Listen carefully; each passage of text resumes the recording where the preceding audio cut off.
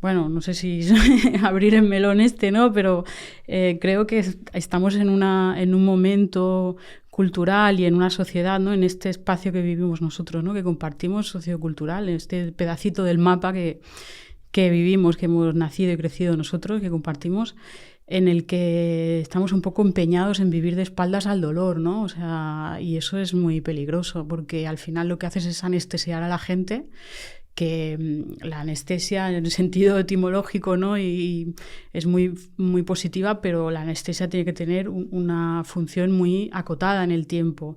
Pero cuando tú anestesias, digamos, culturalmente, ¿no?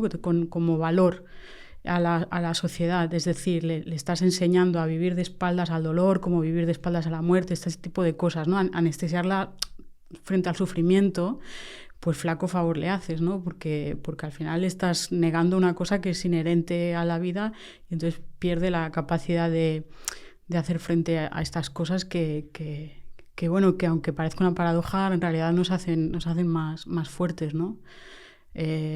Bueno, pues lo que te he explicado al principio, ¿no? Si yo, por ejemplo, en vez de deciros, chicos, pues estoy teniendo un poco... Evidentemente también he tenido que tomar mis medidas farmacológicas, ¿no? Para hacer frente, pero el hecho de decirlo, de compartirlo, tal, de normalizarlo, ¿no? Y de darle, no una visibilidad porque es intangible, pero de darle un espacio social, es decir, que tenga cabida. Es decir, pues tengo esta situación, también a mí me genera una situación automáticamente psicológica, emocional, comportamental distinta para enfrentarlo en este momento de la charla, de la entrevista distinto, que si yo lo niego, ¿no? Total. Emocionalmente estoy tensa, estoy sufriendo más porque no le doy espacio, porque Claro. no... Pues eso extrapolado a nivel social, negar la muerte, negar el dolor es como... Además es antinatura, ¿no? Pero para poder entender el dolor, ¿qué es el dolor? Ostras, es que claro, ¿qué es el dolor? A ver, el dolor en sentido, mira, en sentido médico o clínico, el dolor, por ejemplo, es una cosa que hasta hace relativamente poco la medicina no lo estudiaba porque lo entendía como una consecuencia de una patología, ¿no? Como sintomatología, y no lo estudiaba como enfermedad en sí. Y era un gran error, porque los propios médicos decían pues que no atendían al dolor como tal, cuando al final las personas que aquejaban cualquier patología lo que en realidad quieren es dejar de sentir dolor, ¿no? Sea por el motivo que sea. Tú en realidad lo que no quieres es sentir dolor, ¿no? Entonces, puede haber muchísimas circunstancias físicas que generen, pero claro, es que no quiero dar aquí una chapa de una clase de medicina, porque yo tampoco soy médico, aunque me ha tocado hacer bastantes deberes, no soy médico, ¿no? Pero habría, digamos, lo que sería una señal fisiológica y tal. A nosotros hace muchos años, pero ahora esto sería muy boomer, ¿no? Explicar la metáfora de la señal del teléfono, claro, ahora no tiene sentido, ¿no? Pero pues una señal eléctrica podría ser el sustituto, ¿no? Es como una señal que queda dañada y que no se interrumpe nunca, entonces queda ininterrumpida. Eso sería, el dolor agudo tiene una función, pues como el miedo tiene una función de alarma, de alerta, de decirle al cerebro, hey, aquí hay un daño, y entonces pon atención, pon el foco. Por eso decía que vivir de espaldas al dolor para cualquier especie es un peligro, porque entonces no estás poniendo atención a lo que es la alarma, la alerta, ¿no? Y entonces, de hecho, hay una patología que ahora no recordar el nombre, perdón, que hay una lesión cerebral que no pueden sentir, lo contrario, no pueden sentir dolor, y esto es súper peligroso, porque entonces desde niños crecen sin esta señal de alerta y entonces, claro, se queman, no lo saben, o sea, un montón de Hostia. situaciones, claro, no sienten el dolor, y el dolor tiene una función preventiva, ¿no? O sea, de avisar al cuerpo, ¿no? ¿Qué pasa? Cuando esta función deja de ser, de cumplir su misión y se queda como la señal ininterrumpida, pues pasa a todo lo contrario, ¿no? El síntoma se convierte en la enfermedad. Luego otra cosa es que la manera de medirlo, de cuantificarlo, la experiencia del dolor es subjetiva. Pero claro, como yo siempre he dicho, ¿no? En muchos foros o espacios médicos, clínicos, siempre he dicho, es que la experiencia de todas las emociones es subjetiva. Por lo tanto, ¿cómo medimos las emociones? ¿Cómo medimos en términos de cuantificar, ¿no? Claro, no es lo mismo para ti que para mí. Claro, entonces... Un mismo estímulo.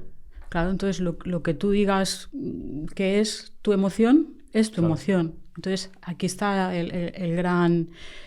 bueno, pues otra vez, ¿no? El gran abismo, el vasto campo de todas las ciencias humanas en el sentido de la psicología, etcétera, de atender los males del alma, ¿no? Las emociones son subjetivas, ¿cómo las tratamos? Las tratamos en tanto en cuanto el sujeto está padeciendo o te está diciendo que eso para él es un malestar y tiene que paliarlo, ¿no? O sea, mi pregunta era más orientada a si lo entendemos lo que es, podremos valorar si es algo bueno o malo. Porque claro, como has dicho antes, me ha parecido muy curioso, has dicho, no tenemos que anestesiarnos del dolor porque en cierta parte forma parte de la vida. Claro. Y a veces el dolor es lo que nos hace cambiar. Entonces, bueno, pues el dolor... ¿es bueno o malo el dolor? El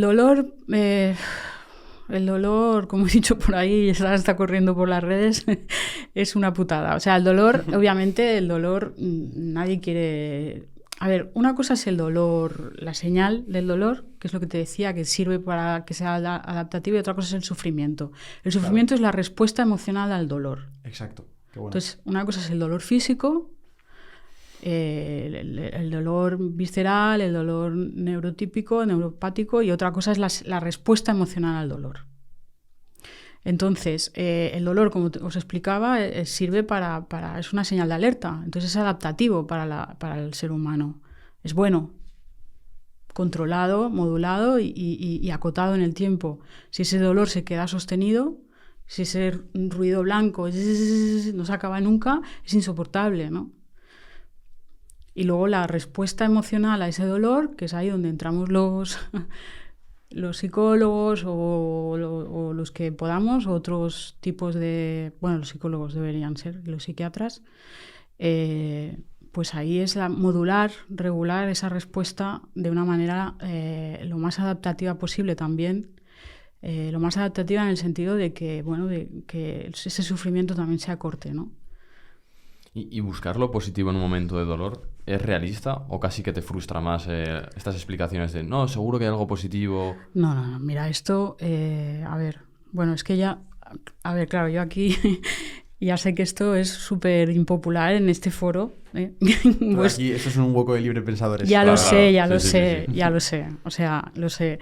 Y a mí además me encanta que vosotros tengáis esta actitud de escucha activa, os digan lo que os digan, ¿no? Porque esto es genial, porque además, bueno, pues luego lo que hablaba al principio, ¿no? Pues tú escuchas y luego coges de lo que cada uno te ha dicho, ¿no? Pues, bueno, vas conformando tu propio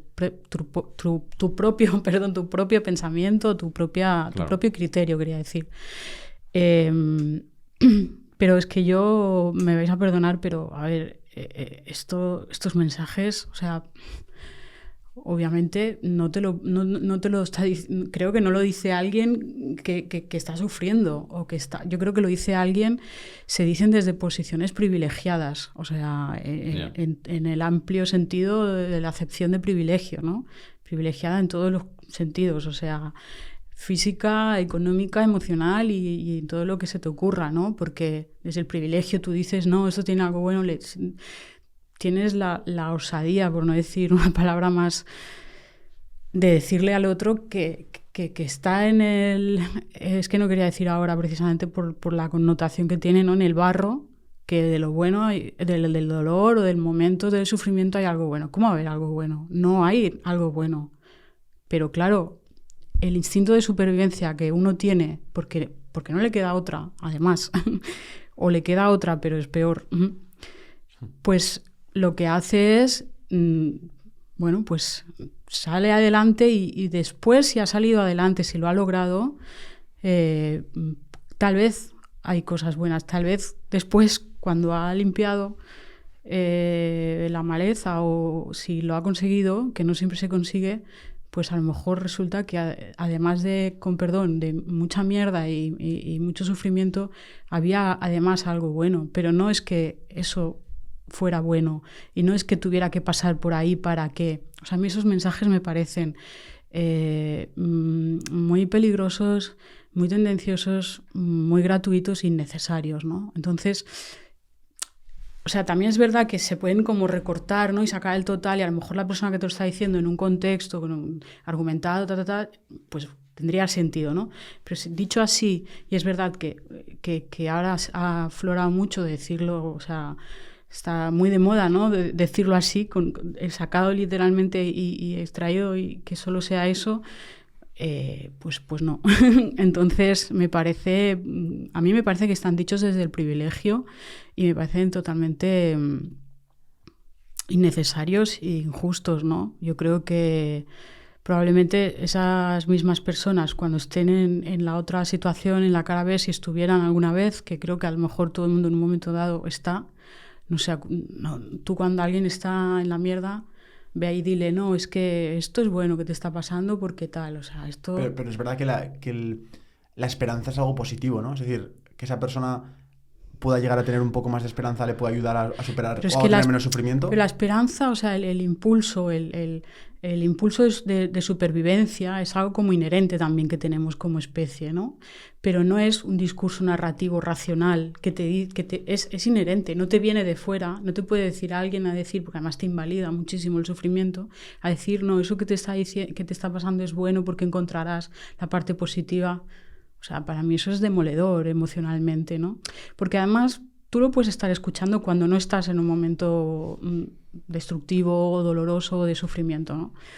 Entonces, lo puedes estar recibiendo ese input cuando no estás en ese momento, pero de alguna manera, que es lo que está sucediendo, pero de alguna manera queda, ¿no? Como un pozo, como una narrativa colectiva, que es ahí donde está el peligro, ¿no? Y también a mí lo que me preocupa es que queda como una narrativa colectiva para la gente joven, para nuevas generaciones, ¿no? Porque banaliza el sufrimiento, o sea, le pone como una cara como si fuera necesario pasar por ahí para llegar al logro